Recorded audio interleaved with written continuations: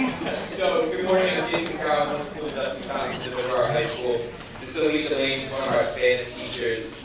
We want to thank Marielle for asking us to present here today. Kind of nerve-wracking, not so much for us, but for the kids, because there's so many of you. And thanks for putting us after Kevin, because that's how I have to follow. I just want to say to all of you, I remember when I was in high school, I graduated in 2005 from Rockton High. And you know, being a kid in high school, it's hard to do this because there's a lot of peer pressure and you feel a lot of pressure from your friends, out and whatever. So I just want to give all of you a round of applause for having the courage to join these groups, spread awareness. So give yourself a round of applause.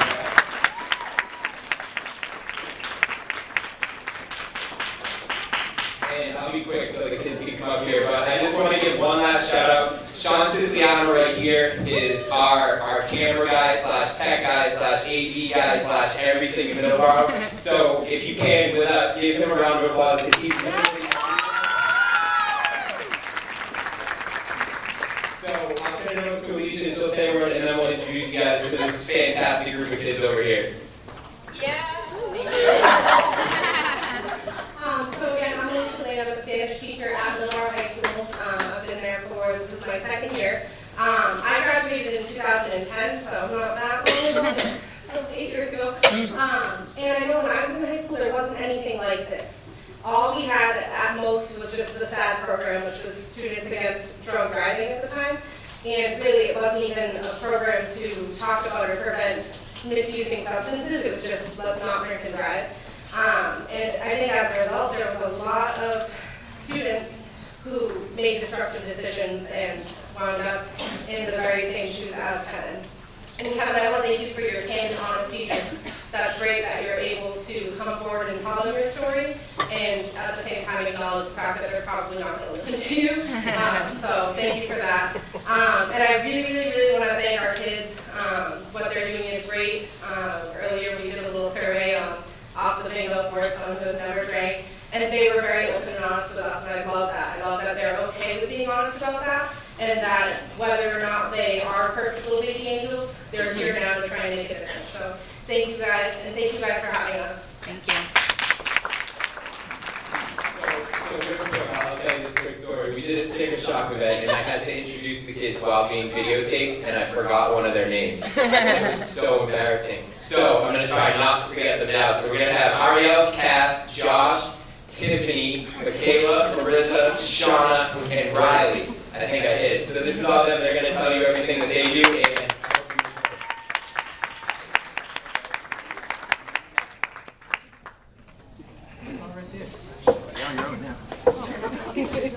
oh, and Melissa. Sorry. sorry, Melissa.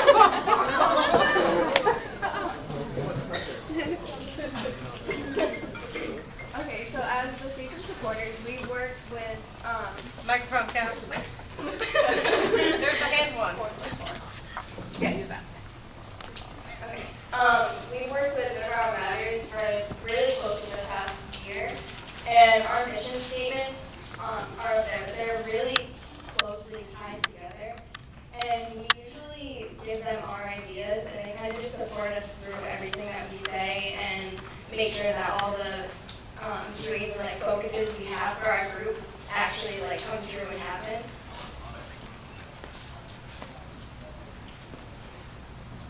So our commitment, we try to meet 4 times a month, which is every Tuesday, but sometimes it's only twice a month because people have sports or other things they have to do. But our group is tightly together, we're all friends, no one serves each other, but yeah.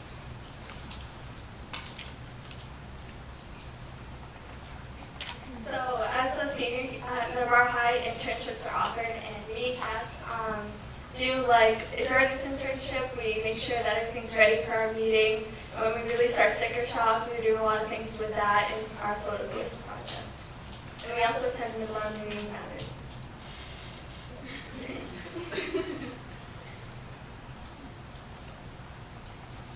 What Sachem Supporters means to us. To me, it means the ability to help people understand what's happening in our community with regards to drugs and alcohol and how we can make a change as the youth. Sachem Supporters to me is about spreading awareness to other schools and especially in our community about the abuse of substances and opioid addictions. Sachem Supporters to me means about being able to explain the seriousness of what could happen with your decisions. Sachem Supporters to me means spreading awareness in our community about alcohol and drugs. Sachem Supporters to me is having an opportunity to make a difference in our community and show people that there's a problem, that there's always help if someone needs it.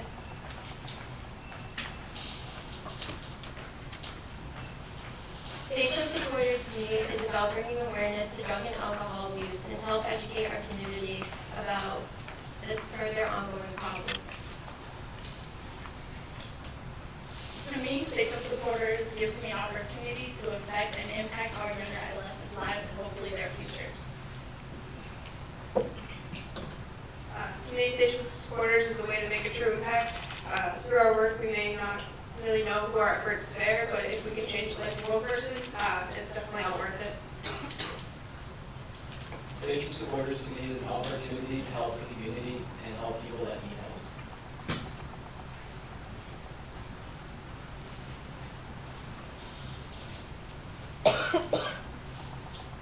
So Corey's cause Corey was a guest speaker brought to Nichols Middle School with the help of Sachem Supporters.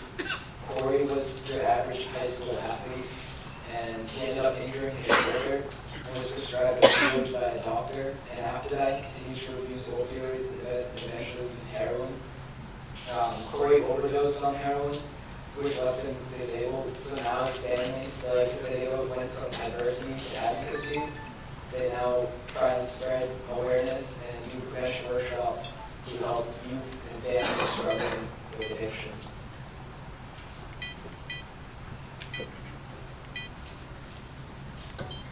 I wrote down kind of like my personal take on it as a high school athlete, just so I don't forget also.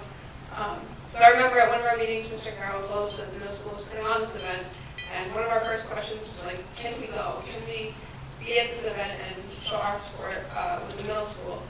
And I'm definitely glad that we did. We were able to meet a lot of families and community members that showed their support for us and what we were doing. Being there, which was a huge boost of confidence for our group as a whole. And more personally, as a student athlete, it showed me really how quickly things can change in a person's life. And you always hear that it can happen to anybody. And that night I realized how much truth really resonates in that statement through Corey's story and his experiences originally being a student athlete. So.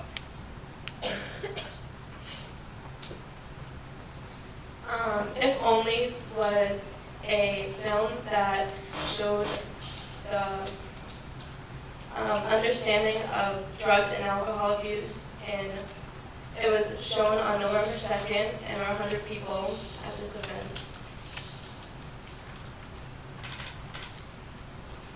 So this is the panel presentation. They were in the front of the film during this time, and the one that hit me the most was the mother with 2 sons who passed away from substance abuse, and it showed that it can happen to anybody, and she really explained that.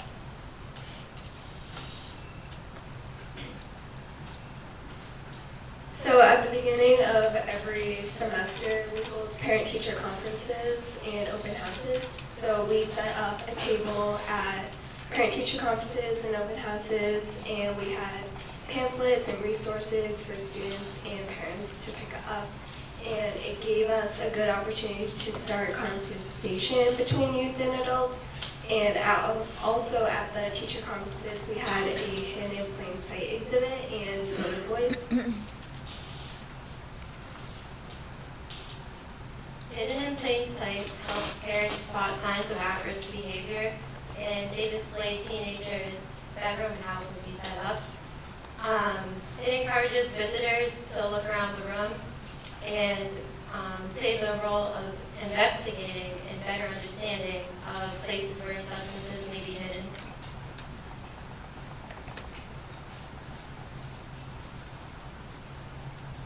So we've been working on Photo Voice this past year, and we actually took 16 of the golden images that we had, and we would have meetings and we would discuss the pictures that we saw and that we took together, and we would use what we said as the quotes for the pictures.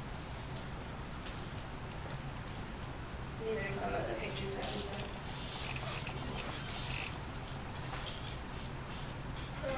We sent out a social host letter explaining the consequences if you held a party after prom or something. And basically the social host law makes it illegal to furnish alcohol to persons under 21. So if you held the party, it would fall back on you, it wouldn't fall back on your parents unless the parents were present at that time. So what we did was we sent out a letter that was signed by the police, fire chief, town manager, superintendent of our school, chairman of school committee, our principal, Mr. Brannigan, and the Middleboro Matters Coalition, and ourselves, Sachem Supporters. These were sent out prior to junior and senior prom so that parents could be aware of the risk of allowing parties where underage drinking was not allowed or were occurring. We received feedback not only from parents, but students who were heard talking about it. And one student actually mentioned that his father left it on the kitchen table and he decided to not have that party. We also heard through students that some of their parents canceled their parties so that it wouldn't.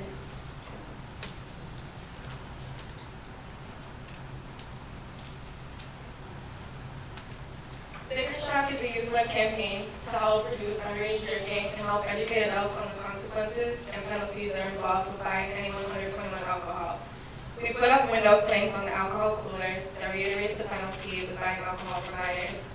8 out of 10 Middleboro liquor stores participated in it, and we also had the opportunity to attend a media event at Frida's Liquors on April 25th. And also I'd like to add that it was all about group effort, and that Mr. Carroll and Mary All, with the help of them, we had our personal drivers going around. Yeah.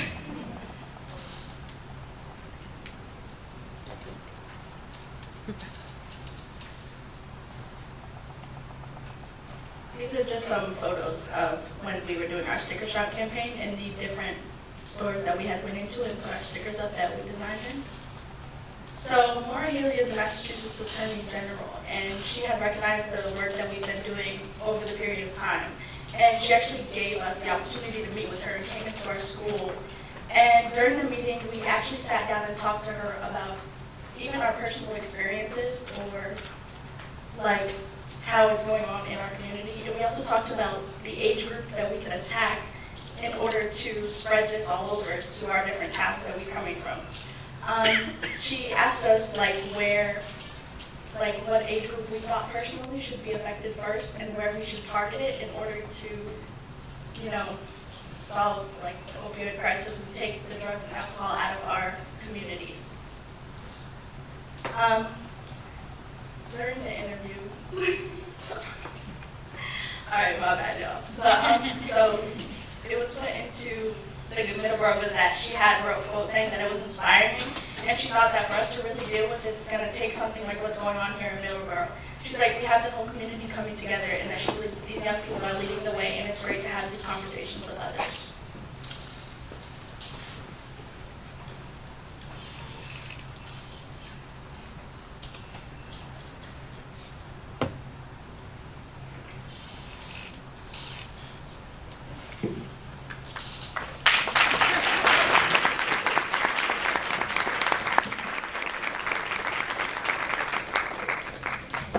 Awesome. Thank you guys so much. That was wonderful. So, my name is Marielle Paul. I'm the coordinator of the Twin Areas Disease Prevention Collaborative. So I've worked with Sachem Supporters since August, at the beginning of the school year. They have been an amazing group to work with. They were welcoming when I came forth and said, hey guys, I have some money. Let's do some programming. But really, all of the initiatives have been led by them. So just like all those things that they just told you that have been in the community of Middleboro over the past year, like Cassie mentioned at the beginning, they would bring their ideas to Middleboro Matters, and Middleboro Matters would determine how to make that happen, whether it was support from the school systems, the town administrators, whatever it was. We actually have 4 of the Sachem Supporters who are here after graduating on Saturday. 4 seniors that are off to do wonderful things, both Michaela and Cassie, who I worked closely with through their internship block periods throughout the school year, and Melissa and Marissa. So do you guys want to come up? I just have a little gift to send you all.